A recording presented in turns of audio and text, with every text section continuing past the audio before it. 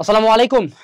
HSC 25 যখন চলতেছিল, তোমরা যারা জুনিয়ররা আছো, তোমরা একটা সাক্ষাৎকার হয়তোবা দেখছো আইসিটি পরীক্ষার পরে, যে প্রত্যেকটা বোর্ডের স্পেসিফিক্যালি ঢাকা বোর্ড যেহেতু সবচেয়ে বেশি ফোকাস পায়, সেই বোর্ডের মানুষজন পরীক্ষা দিয়ে আসে এত ফ্রাস্ট্রেটেড ফিল করতেছে, মানে বলছে পরীক্ষা খুব খারাপ হয়েছে, কোশ্চেন এরকম বাজে হয়েছে। এবং তোমরা জানো যে এবছর এইচএসসি 25 এর যে পরীক্ষা হয়েছে সেটার পাশের হার ছিল 58%, এটা পাস করছে, ঠিক আছে।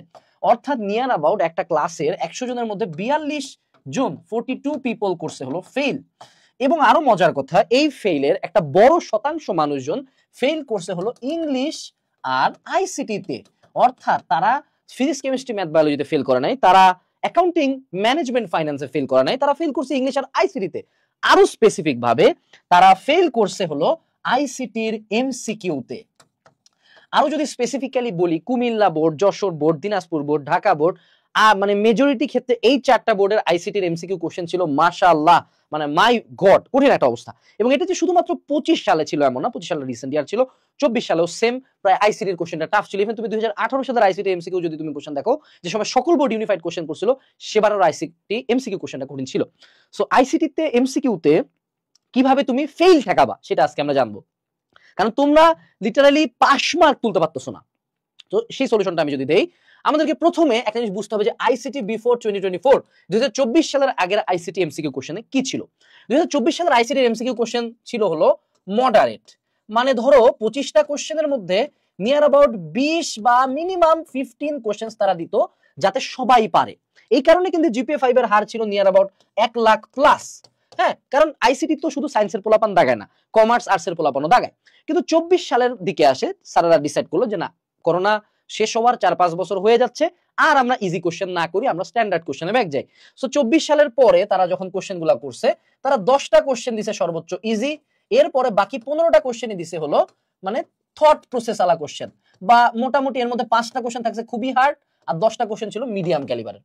তো এই ঘটনাটা যখন, এই শিফটটা যখন ঘটছে, তখন সবচেয়ে বেশি ভিকটিম হইছে ওই সকল মানুষজন যারা ইবিআই আর পরেই নাই, ইংলিশ বাংলা আইসিটি একেবারেই পড়ে নাই, এবং 24 সালের আগে থেকে তাদের মাথায় ছিল যে আমি যদি পরীক্ষার আগে একটু মনোযোগ সহকারে পড়ি তাইলে মনে হয় আমার আইসিটি হয়ে যাবে। পরীক্ষার আগে পড়ার আইসিটি টেন্ডেন্সিটা অনেক বেশি ছিল।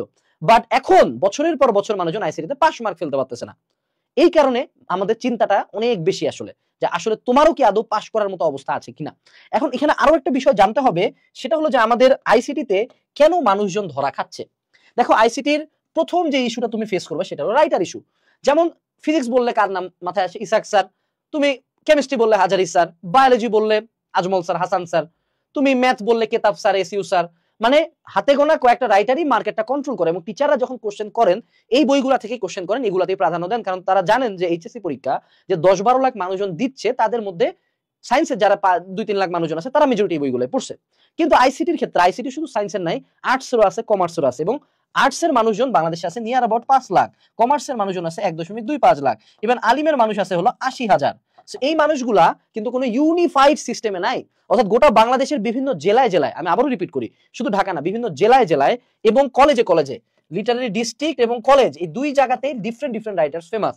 এবং আরো মজার কথা, ফিজিক্সে তুমি ইসাক এবং তপন স্যারের বই পড়লে নোটিস করবা 80 to 90% ইনফরমেশন সেম।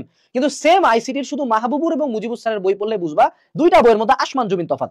আরো আইরনিক্যাল ঘটনা ঘটছে আইসিটিতে, যে তারা কেমনি জানি একটা বোর্ড বই লেখছে, I don't know how that is called a board বই, যেটাতে তোমার আইসিটির কোশ্চেনে আসা near about 80 to 90% information missing, মানে মিসিং, এই ইনফরমেশন গুলো তাদের নাই, এবং এটা তারা নাম দিছে বোর্ড বই। তো বোর্ড বই থেকে কোশ্চেন করেন স্যার, বোর্ড বই থেকে তারা কোশ্চেনই করেন নাই। সো ফলশ্রুতিতে এক একজন এক এক রাইটার পড়ছে।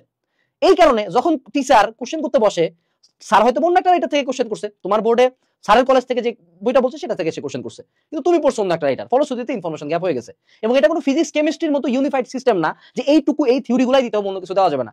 আইসিটির যে রাইটাররা আছেন তারা এক একজন এক একটাতে সিএসসি ইঞ্জিনিয়ার বানান। কোনো মাহবুবুর স্যারের বই পড়লে মনে হবে যে বাপ রে বাপ, আইসিটি নাকি এটা কম্পিউটার সায়েন্স ইঞ্জিনিয়ারিং এর ডিগ্রি। মুজিবুর স্যারের বইয়ে একটু হালকা মনে হবে যে না, 9-10 এর বই একটু বেটার। অন্য একটা স্যারের পড়বা দেখে আরো ইনফরমেশন নাই। সো আইসিটির যে বইগুলো আছে এগুলো একটা এরকম মানে সাইন কার্ভের মধ্যে দিয়ে চলে, যে কারো মনে করো খুব ভালো খুব কড়া একটা বই, কারো খুব লো একটা বই, কারো খুব কড়া একটা বই, কারো মিডিয়াম ক্যালিবার একটা বই। That is no unified writer. এটা একটা ইস্যু। দ্বিতীয় যে ইস্যুটা তোমরা ফেস করো সেটা হলো বোর্ড রিলেটেড ইস্যু। স্পেসিফিক্যালি বিভিন্ন বোর্ডের স্টুডেন্টদের প্রতি চরম লেভেলে খার আছে। দুইটা বোর্ডের নাম না নিলেই নাই, সেটা হলো কুমিল্লা বোর্ড আর যশোর বোর্ড। বাকি বোর্ড যে ভালো আমি কইতেছি না, এক এক বোর্ড এক এক সময় চেতে যায় স্টুডেন্টদের উপর, বাট এই দুই বোর্ড থেকে শুধু বাকি বোর্ডগুলোর মানুষজনের স্টুডেন্টদের উপর একটা সিভিয়ার খার আছে, যেমন হচ্ছে যে ধৈর্য শুধু মাইট দিতে পারলে ভালো। তো সেক্ষেত্রে বোর্ড ওয়াইজ আবার আইসিটি কোশ্চেন হয় কঠিন অন্যরকম। তো ঢাকা বোর্ড যদি কোনো মতন অল্প হালকা কোশ্চেন করে, দেখা যাবে কুমিল্লা যশোর বোর্ড বাইরে ফেলাইছে পোলাপানরে। সো এই দুই পোলাই কিন্তু একই এইচএসসির মানদণ্ডেই জাস্ট যে কে 5 পয়েন্ট পাইছে, কে গোল্ডেন পাইছে, কিন্তু তোমার কোশ্চেন তো পুরাই আসমান জমিন তফাৎ করে দিছো তুমি, রাইট? সো এই যে ইস্যুগুলো আছে, এখন কথা হলো যে এত ইস্যুর মধ্যে আসলে ভাইয়া করবোটা কি সেটা নিয়ে একটু কথা বলি। প্রথমত আগে আমাকে বুঝতে হবে যে আইসিটি কোশ্চেন কয় প্রকার। কোশ্চেন টাইপ নাম্বার 1 সেটা হলো থিওরিটিক্যাল কোশ্চেন, যেমন যে সার্বজনীন গেট কি কি, বা যেমন ধরে নাও বলছে যে হেডারের ট্যাগ কোনটা, নিচের কোনটি হেডারের ট্যাগ, নিচের কোনটি লাইন ব্রেকের ট্যাগ, নিচের কোনটি টেবিলের ট্যাগ, এই টাইপের কোশ্চেন, মানে যেটা ডিরেক্টলি ফ্রম বইয়ের থিওরিটিক্যাল পার্ট। আরেকটা আছে ম্যাথমেটিক্যাল, যেটা হলো আমাদের থার্ড চ্যাপ্টারটা এবং অনেক ক্ষেত্রে প্রোগ্রামিং ভাষা, এবং আরেকটা আছে লজিক বেসড। যেমন ধরো যে আমি তোমাকে ডাটা ট্রান্সমিশন মোড বোঝাচ্ছি, সিমপ্লেক্স, হাফ ডুপ্লেক্স, ডুপ্লেক্স, এগুলোর মধ্যে কোন একটা দিয়ে বললাম যে এই ব্যক্তি আমি ওয়াকি টকিতে কথা বলতেছিলাম এবং ওর সাথে সাথেই কথা বলতেছিল, তো এটা কি সিমপ্লেক্স, ফুল ডুপ্লেক্স নাকি ডুপ্লেক্স, এই টাইপের কোন একটা কোশ্চেন করছি। তো এই জায়গাটাতে এই কোশ্চেনটাতে অ্যাকচুয়ালি তোমাকে লজিক বুঝতে হবে। আবার ধরো কোন একটা কোড দিয়ে দিছে, যেখানে ধরো আই প্লাস প্লাস দিছে, আর একটা কোড দিয়ে বলছে প্লাস প্লাস আই, এবং দুইটার আউটপুট দেখাইতে বলছে। তো এই কোশ্চেন হয়তোবা যে আইসিটি খুব ডেপথে যায় পড়াশোনা করছে সে পারবে, কিন্তু যেই পোলাটা আমার হিউম্যানিটিসের, কমার্সের বা আলিমের, যারা আইসিটি অ্যাকচুয়ালি তাদের কারিকুলাম ওভাবে কানেক্টেড না, সে তো এটা পারবে না। সো ফলশ্রুতিতে লজিক্যাল এবং ম্যাথমেটিক্যাল কোশ্চেনগুলো এগুলো হয়ে যায় হার্ড। থিওরিটা আমরা যদি একটু পারি, এটাও অনেকে পারে না যে আসলে মূল বই পড়ে না। সো এই হলো দুই টাইপের কোশ্চেন আমাদের আসে, এবং রিসেন্ট টাইমসে ম্যাথ বা লজিক বেসড কোশ্চেনই অনেক বেশি বাড়া গেছে। আগে কোশ্চেনগুলো অনেকাংশে ছিল থিওরি বেসড, এখন ম্যাথ এবং লজিক বেসড কোশ্চেন অনেক বাড়তেছে। তাহলে এখন তুমি কি করবা? How would you do better? প্রথমত প্রথম যে কাজটা, যেটা তুমি না করলেই নয়, তোমাকে হলো স্টার্ট ফ্রম দা বিগিনিং। মানে কি? বিগিনিং থেকে শুরু করা মানে এইচএসসি লাইফে যেই মোমেন্টে তুমি ভিডিও দেখতেছো সেই মোমেন্ট থেকে আইসিটি পড়া শুরু করো। কারণ ধরো তুমি ফিজিক্সে পাই গেলে 85, কেমিস্ট্রিতে 82, খুব ভালো মার্ক পাচ্ছ, আইসিটিতে ফেল করে বসে আছো, মান ইজ্জত মাটিতে মিশে যাবে। কমার্সে মনে করো অ্যাকাউন্টিং ম্যানেজমেন্ট পাস হয়ে গেছে, ফেল করে বসে আছো আইসিটিতে, বেজ্জতি, কঠিন বেজ্জতি। সো আইসিটি যেহেতু এখন আগে থেকে পড়তে হবে, আগে থেকেই পড়ো। আমাদের একাডেমিক অ্যাডমিশন কোর্সে যদি কেউ এনরোল করে, সেটা 1 থেকে সকল সাবজেক্টের ক্লাস পায়, সেরকম আগে থেকে পড়তে হবে। পরীক্ষার আগে স্যারের কাছে যাবো, ক্র্যাশ কোর্স করবো, এই ধান্দা বান্দা বাদ দাও। ওকে, আইসিটির সিকিউ কিন্তু স্টিল নাও স্ট্যান্ডার্ড আছে। সিকিউ তুমি লিটারালি, আমি যদি তোমাকে 8টা টপিক বলে দিই তুমি কোশ্চেন পাবাই, কিন্তু এমসিকিউ তে টাফ। দ্বিতীয় যে জিনিসটা, যেটা প্রত্যেকটা এমসিকিউর জন্য সত্য, মূল বই রিডিং পড়তে হবে। এখন ভাইয়া কোন মূল বই পড়বো? প্রশ্ন কথা হলো যেটা আছে সেটাই, আপাতত যেটা আছে সেটাই। তুমি চাইলে বলতে পারো যে ভাই আপনার প্রেফারেন্স কি, আমি বলবো মাহবুবুর স্যার পড়ো।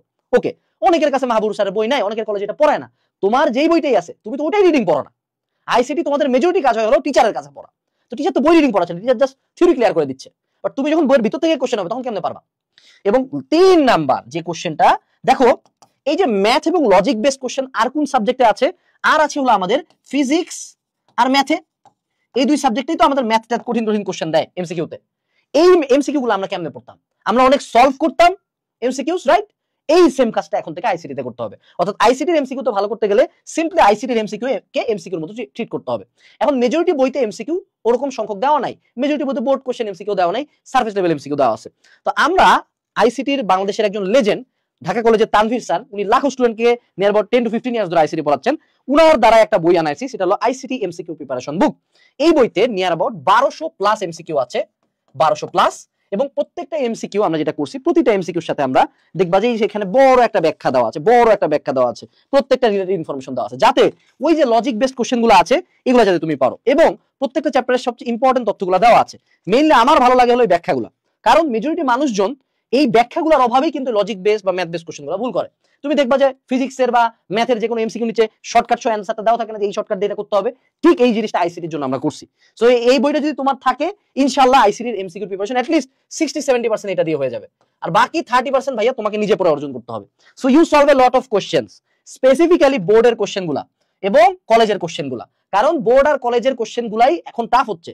আগে গাইডের কোশ্চেন গুলো হইতো, এখন বোর্ড আর এখানে কিন্তু বোর্ড আর কলেজের কোশ্চেনই বেশি আমরা দিছি। ওই বোর্ডের কোশ্চেনগুলো এখন মার্কা মারা কোশ্চেন হচ্ছে।